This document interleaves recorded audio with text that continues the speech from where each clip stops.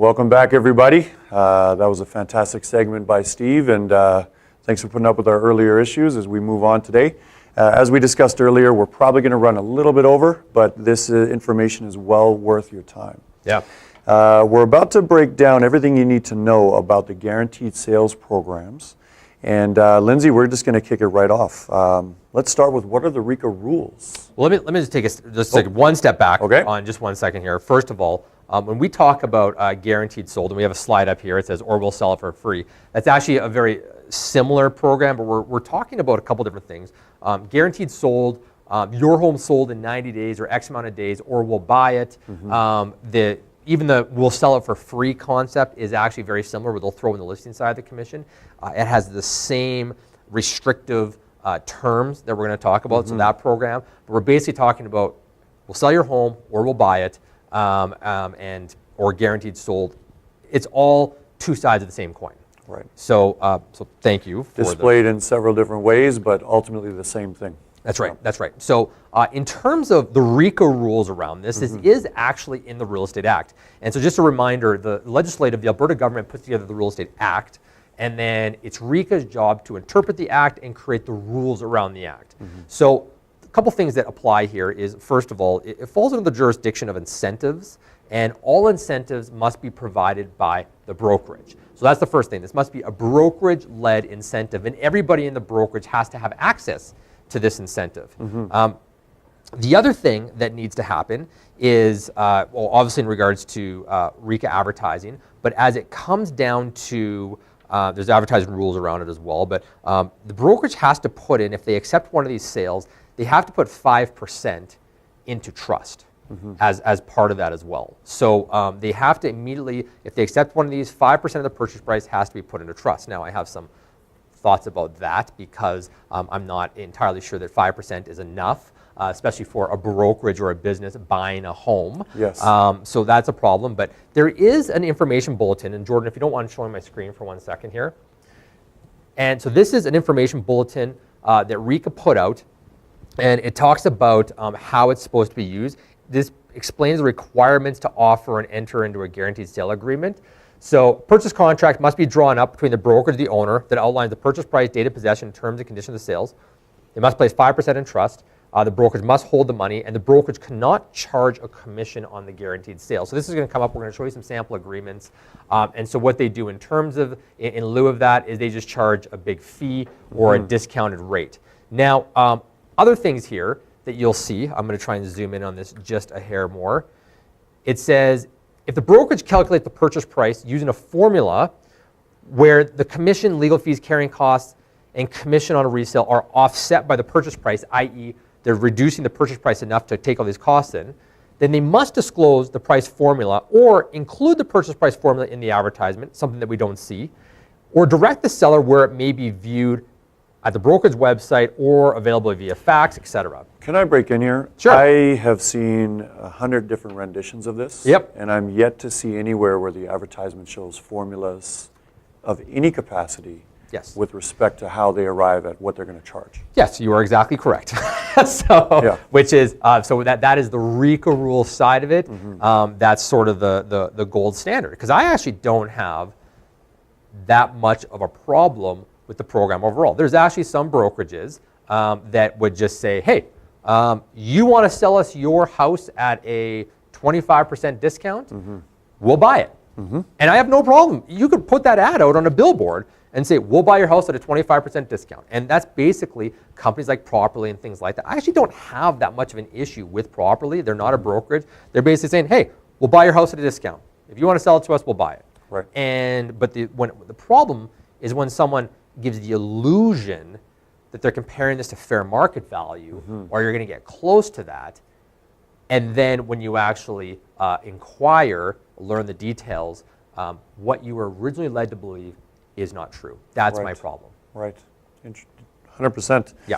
Lindsay, tell me in your perspective why the program is pitched to be a good idea to sellers out there. That's right. So basically the advertisement on this is first of all, it's like, well, if you have to sell and you're concerned about it selling, that's the first reason. But when you actually drill down to somebody and you say, listen, I think this program is a scam, I think this program is a gimmick, I think it's snake oil, they always have the exact same response. Well, imagine you're a seller who has to relocate or has to buy another property, and in order to qualify for that property, you need a firm sale on your house.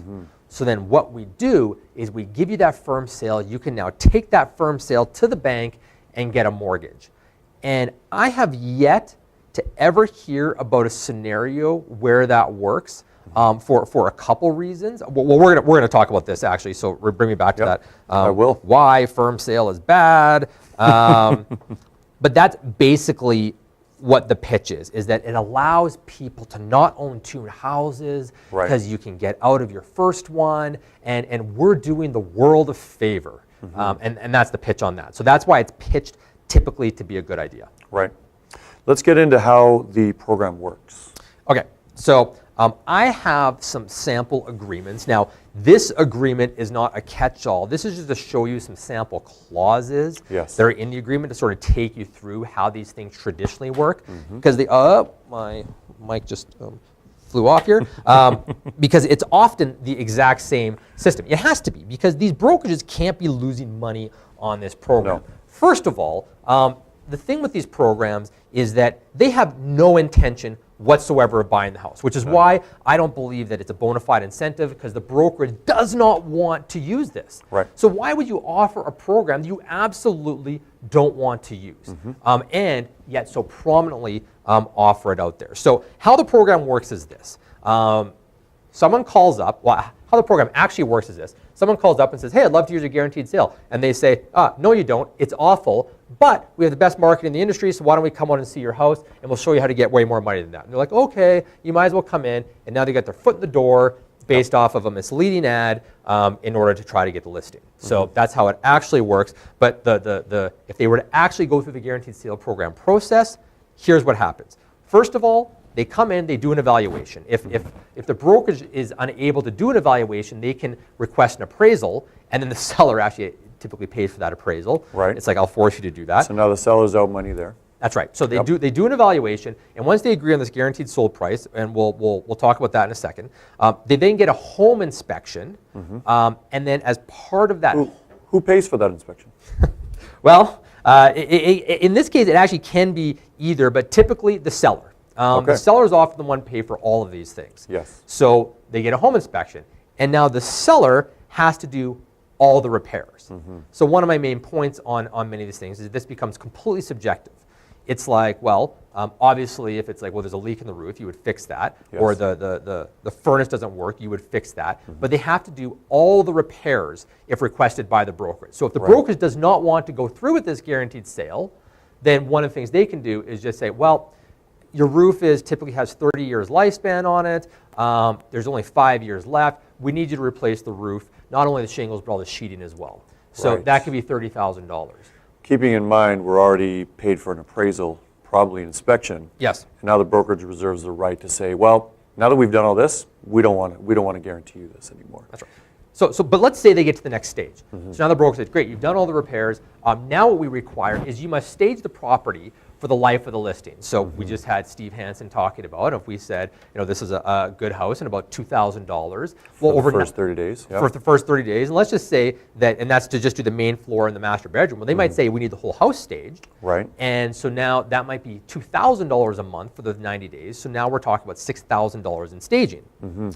And then what happens is that they do price reduction. So they pre-agree to price reductions. Right. So they say, okay, after the first 30 days, or if we get X amount of showings and no offers, then you reduce our price to this. And then you reduce your price to this, and then you reduce your price to this. So what kind of numbers are we talking about? Well, there's two different games that are played here. Okay. Game number one is you need an initial amount off of fair market value. Now, you need to distinguish between fair market value and fair market value and list price, because they're not the same. So you might say that a fair market value for a home is $400,000. What do we typically list it at? That's the sale price that we expect it to be. So we might list it at $415,000, $420,000. That's sort of where we expect to go to. So when you're actually looking at the discount here, we're not saying list it for $415,000. I'm going to take 10% off. That's $40,000, $41,000, whatever it is. You're actually saying no, it's $400,000. Right. What you would normally see a house list for $400,000, we expect to be fair market value, which is also subjective and arbitrary. It is. And if an appraisal comes in and it gets to $400,000, then they'll deduct an amount from that. Now in Alberta, you can't deduct commissions as part of it. Right. So you have to bundle it all together. So in the US and lots of other places we've seen, they'll take about 10% off, and then they'll take another 9 or 10% off for the commission or the fees. So a common misconception out there that a lot of people have is that it gets reduced by an amount, and then they still charge commissions. The technical ruling is they cannot charge commissions, so instead they charge an additional service fee. Or they just lump it all in and say, well, we'll just take 20% off. Right. And that's what will end up happening. So now this $400,000 property, the guaranteed sale price is $320,000. Right. But that's not the rub of it. The rub of it is not, that's even one thing. Even if someone said, I accept that price, which is horrible. I mean, if you were to go to the open marketplace, there's no way. But the rub of it is all these additional terms. Yes. You can literally put a term in, and there's no rules against it to say, if you agree with this, you must put in gold-plated appliances or sub-zero fridges with a Wolf range as part of the guaranteed sale. Yep. And now, it ends up being, and you must include those in the purchase. They do say you must include all the appliances with it, but it could literally be where the additional terms, not the percentage off, is where they get you. Yes. Staging, $6,000. And I got some examples that we're going to go through in a second here. Right. But that's it. So the other thing that happens is, so let's just say the number is $320,000. Yep. Then the seller must accept an offer that is above the guaranteed price. So if it's accepted, 90 days you're marketing, because the broker does not want to buy this. Offer comes in, listed at $400,000. Offer comes in at $350,000. The seller has signed off saying that they have to accept that offer. So let me back this up for a second. I put my property on the market at $400,000. Yep. Fair market is $390,000. Yep. There's a really good chance that I will get a ton of showings if I dropped it myself to $365,000. Right. Yes. Which might be better than that $350,000 offer that I have to take based on the agreement.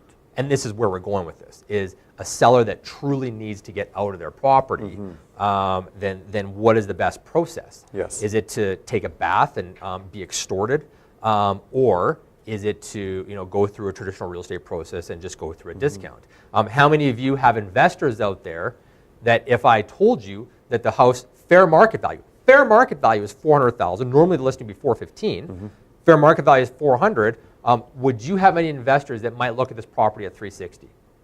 I'm sure there'd be many. Yeah, tons, Yeah. tons. So that's a bit of a point there. The other thing that has to happen is that the seller must accept an offer, and then the other point is that the seller can cancel at any time, which is interesting because if I have a firm sale on my property and I go and use that firm sale to qualify for a mortgage, Right. and there's a term in here that I can cancel at any time, if I actually don't like the final sale price and I feel like I'm taking a bath on it, which you are, then if you cancel that contract, you've committed mortgage fraud. As I say, there's a mortgage fraud component there. That's for right. Sure. You Yeah. basically committed. Oh, and I just lost my. It's because my mic fell off. Back in the game. Lindsay's excited about this. If you can't tell, he's excited. Stuff Hands is are blowing swinging. off of me left, right, and center here.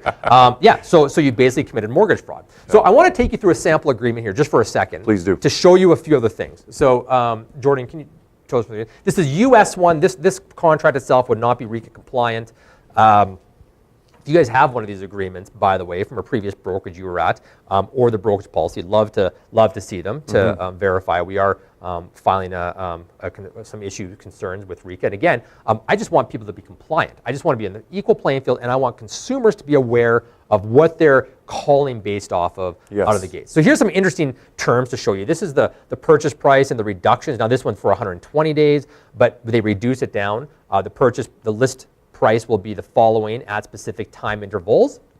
They talk about some of the fees. Again, they build it in. This is the seller must accept any offer to purchase the property that's equal to or better than the guaranteed sale price, it doesn't say anything about the terms in there. What if the person says, I want you to repair this, and this? Theoretically, you have to accept You have to accept it. Somebody says they want a 200 per day for possession. Right. Possession in 200 days. Yeah. Well, that There you go. satisfies the contract. Yep. Yep. Seller may terminate this agreement at any time. That's potential for mortgage fraud. Excluded properties. Here's where we get into the malicious terms. The malicious terms. The following properties are excluded from the broker's guaranteed sale program. This is common. Condos. 50% of our market out right away. Yet they're advertising it like we do all of this. So a condo consumer is going to call to see what they got to say. It's going to get them in the door. Yes. And they don't even comply. Yes, absolutely. Multifamily, vacant lots, modular manufactured homes, fine. 0 lot line homes. Rural properties. 0 lot line homes. That's interesting.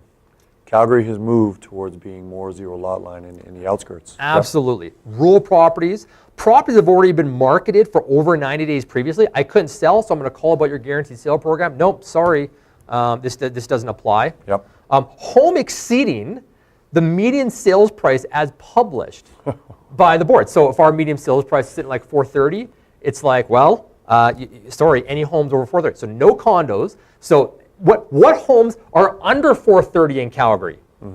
Mostly condos. There's some pockets now that things have come down, but we've basically reduced it down to 15% of the market that's even eligible for this, Right. let alone someone actually taking it through. Appraisal, brokers reserve the right to have an appraisal. If so, it's 15% off of the appraised value there. I'm going to scroll down here. Sorry if I'm making you guys sick here.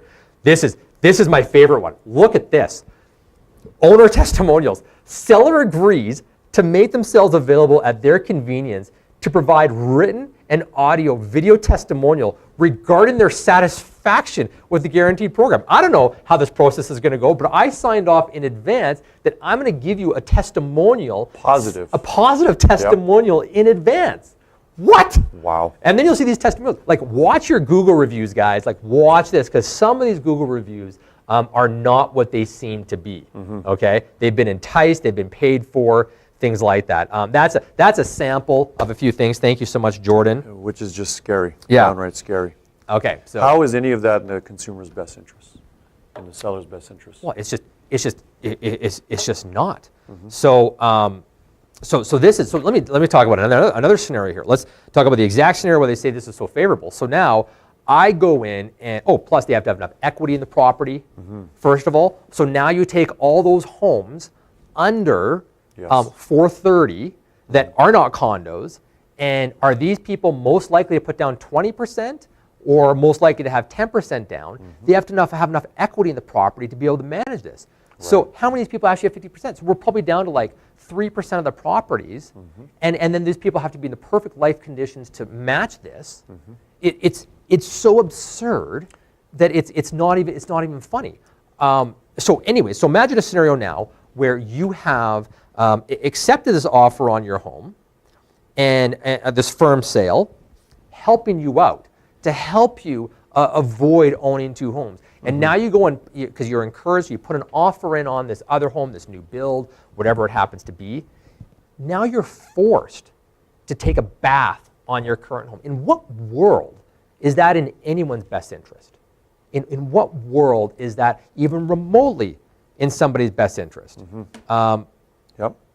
So, do you by chance have a scenario that we can run I do. that will compare it to a normal transaction? I do. Let's give that scenario. That's good. And then I got to talk more about some problems with the program that we're seeing. To Okay, cool. I love it. Okay, so here is a sample guaranteed sale price. Now, I banged this off this morning, so just part of my formatting and everything else. I'm glad to see our live logos on there. It looks a little bit different. Okay, so list price. So again, let's differentiate between list price and fair market value. So the list price is $415. Yes. Fair market value, not the list price, is $400. So now we need to deduct our fees from there. Yep. So In Alberta, you can probably combine these for a total of 19%. Terence, you were the appraisals, we were talking about 15% off the value, Yes. which means we're talking closer to 25%. Yes, in total. And Yep. you were saying you were familiar with them in the past being 25% It was off? 25% off, that's right, was the rate.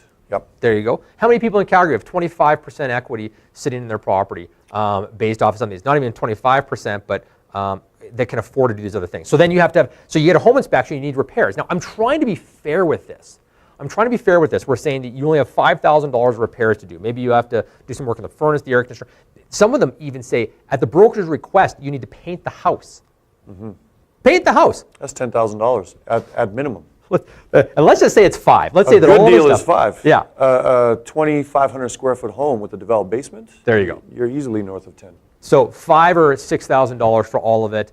So the seller net at the end of the day, $316,600 on a list price that we would normally see for $415,000. Okay, and I haven't even taken mortgage off. This is even like, oh, here's your seller net with like the penalty, mortgage. the whole nine. Yeah, yeah, yeah. And what's funny is based on what you told us about the clause, if they got an offer of $325,000, they got to take it. They got to take it.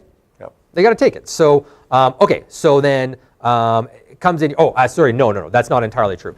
So if they were to have 20%, yes, that's right, because it'd be 320 would be your, yeah, anyways, thank you, Terence, yeah. Yep. Okay, so next, so this is saying that if they only needed $5,000 repairs, well, what if the broker said, no, you need $15,000 repairs and another $5,000 here. If someone were to actually take that, it'd be a $301,000 would be the net price.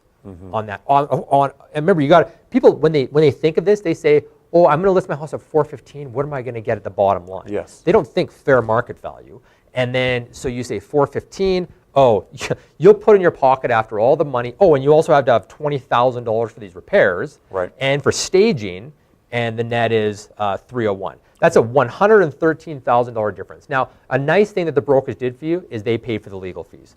Thank you. Oh, shucks. That's so kind. Okay, so let's compare this to a normal listing. So remember these numbers, 301,600. Yes. Lindsay, real quick, let's pretend that the difference was only $50,000. That's still $50,000 to the negative for the consumer. Well, but we've got $113,000 right there based on that scenario. Yeah, that's off of the 415. So let's go ahead and look at this this list price on a normal listing. So again, fair market value is fair market value. You list the property at 415, you accept an offer at 400,000. Well, now in this scenario, you have commissions and you have to pay those horrible lawyer fees. So the seller net is $380,000, $382,000. Compare that to 316, and that's it. So you'll put $66,000 more in your pocket. If you were to compare that back to this scenario, it's more like $86,000 more in your pocket on a $400,000 home. We're not talking about big values there. That's right. And lots of the times they say, "Oh, no, we we don't work with homes over higher price ranges." It's this foot in the door snake oil tactic. Now, let me just go ahead with your next question. Well, let's get back to why it's such a problem. Thank you. Glad you asked. It's pretty clear, but let's hear your take on exactly why it's such a problem based on everything. Okay, so I got notes. I got pages of notes. The heat coming off Lindsay right now, causing his microphone to drop off, is intense. Okay, we know that it's not being offered by everybody at the brokerage in practice. And that is because many of these brokerages simply can't afford to do this. They can't afford to put 5% down on multiple houses. So what's happening is that they're telling these agents, if you want to offer the program, you have to put the 5% down, which makes it not a bona fide incentive. I have talked personally to an agent that left us because he took a training class, and this trainer who is a snake oil salesman said, "Oh, you have to offer this if you want to get leads." So he left our brokers to a broker that does it, and he said, "Lindsay, yeah, I know it's scammy." He's like, "But they said I have to do this."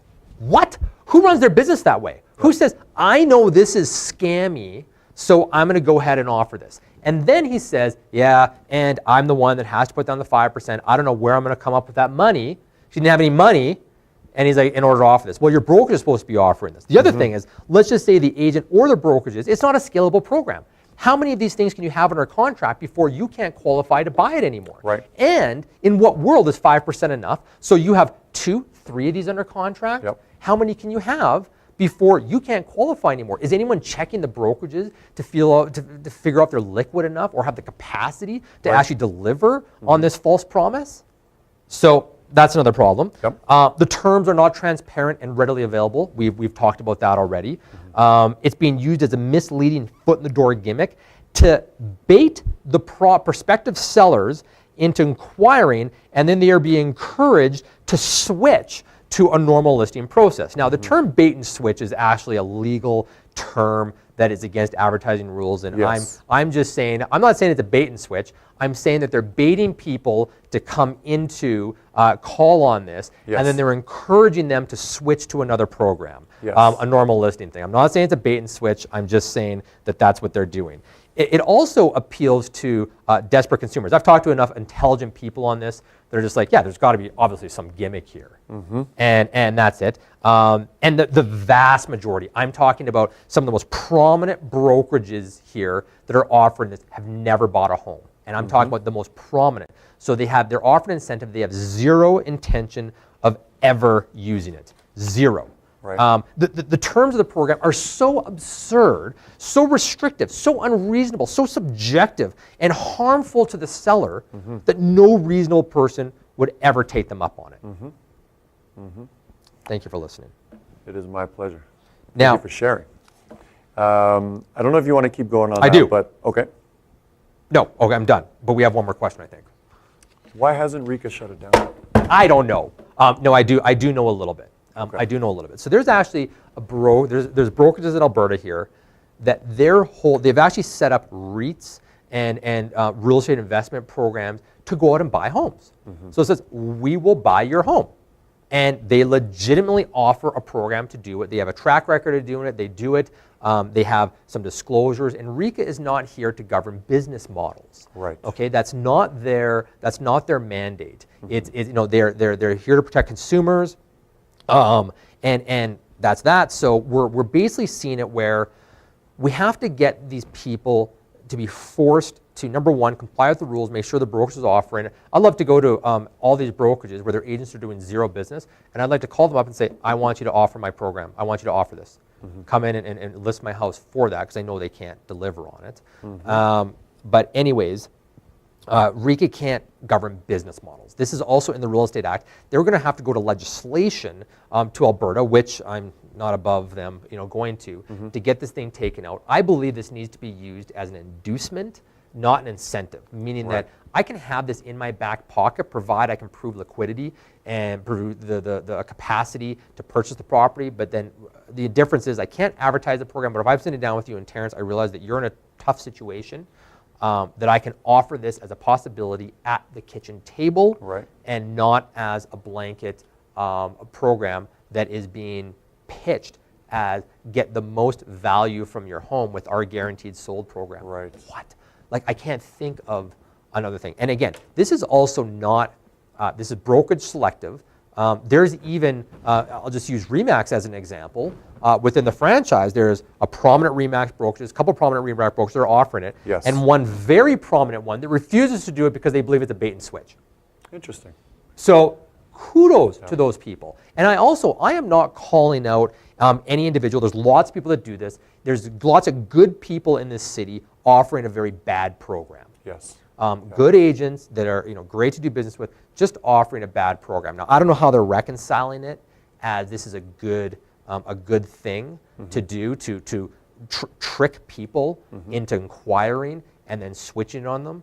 And it's so interesting because they do this and they talk about all these brokerages talk about the results of getting homes sold, yet they've never bought a home, yet for some reason they got this pile of expired listings just like every other agent.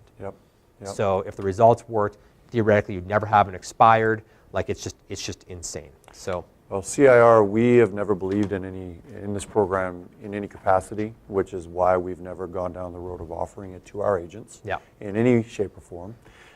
Do we have enough time for you to touch on where we're at with what you're doing? Yeah, and so, and I apologize to Natalie. On behalf of CIR and our agents? And it's not even on behalf of CIR, it's behalf of the industry. I am filing some information. I don't want to go too far into it, but I basically have over 10 pages now of just evidential information that we are sending off to the regulator. And the problem, my hesitation on this is that I'm actually trying to be solutions oriented with it. Yes. It's like we need to get people compliant, and here's what we're willing to do. If the program doesn't go away, if you actually want to be able to buy someone's house, and I've even thought about it too as a brokerage. It's like, all right, so if we legitimately want to set up an investment account and have it where we're buying homes, things like that, then how do we do it legitimately with treating consumers with respect and not using snake oil in order to trick people in, which is happening right now. There's transparency to it, and there's a level of upfrontness and honesty, where someone can get the information they need. They don't need to call you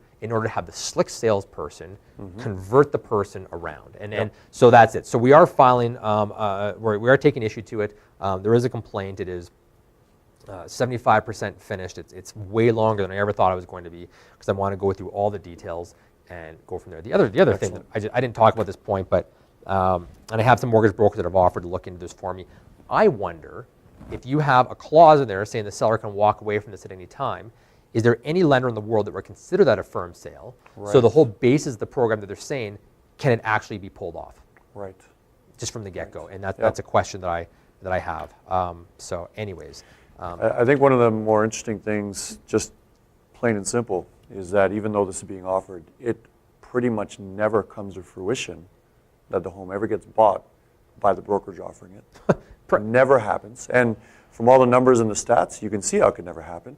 But from your experience as well of hearing about this from being on an owner level, never happens, does it? No. Here's the other thing. So one of my big points on this is the concept of the incentive, and that the agent is the one that's forced to pay for this. I would love for you guys to all have access to your own incentives, as if you want to pay for them. It's like you want to give a big screen TV to someone with a purchase, or you want to give referral, things like that. You want to advertise those things out. If you are paying for it, then why not? And I just don't want the double standard to be there in advertising. Yes. Is that we have to restrict certain businesses, whereas these people have to, they allow it, and they're turning a blind eye to it. So that's a big problem. And so I'd love to get on. I just want everybody to be on an equal footing with this. Yes. And that's my biggest thing, is that if we decide that that the program is going to stay or anything else, you just got to get transparent. You got to be able to promote your services transparently, and so that the consumers are educated on it, and then they can decide whether you're the right person for the job to pick up the phone to call you. Indeed. And that's the problem with this. That's one of the big problems. I have other stuff, but that's... On behalf of our agents and our industry, thank you for all your work. Yeah. And looking into this. Yeah, I'm sorry it hasn't happened faster. I don't know what the result of this is going to be. I also think that if the media knew about this, that it would might cause some waves, and that's that. So I just want to make sure that everyone's on the same playing field here with not misleading consumers. Yes. Gosh, we're a half hour over time, and I appreciate anybody that's still online. Indeed.